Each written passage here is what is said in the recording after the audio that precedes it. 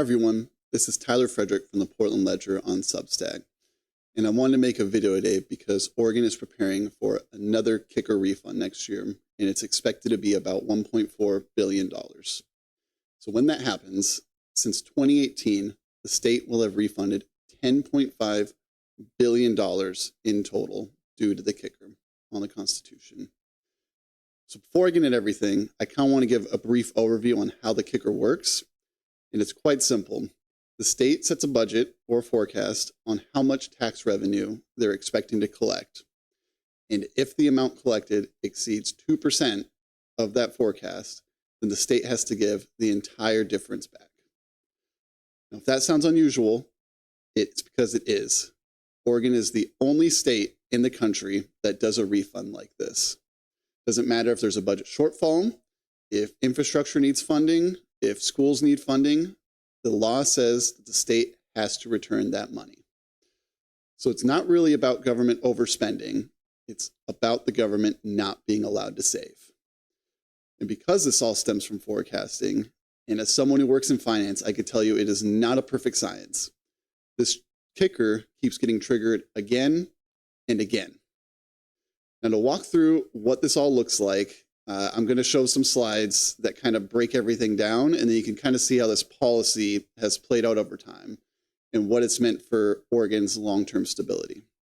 So let me go ahead and pull the slides up real quick.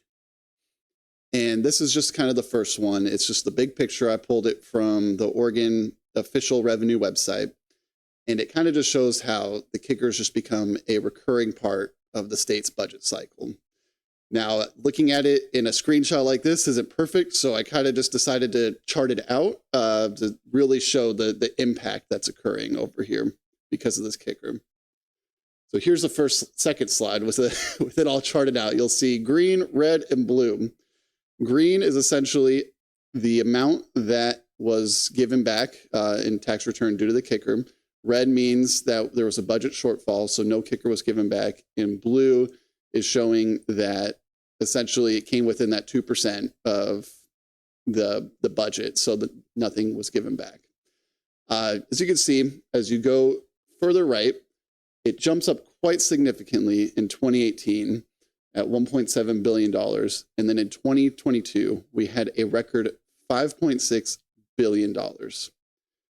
Now, to kind of understand even further what this means in context, I charted out as a percentage of the income tax that's collected in the state of Oregon, and then it kind of really shows what's going on. So the $5.6 billion that we had in 2022 was almost half of the income tax revenue collected. And that's not a rounding error. It's just a fundamental problem with how the system works. Alrighty, now back on the camera.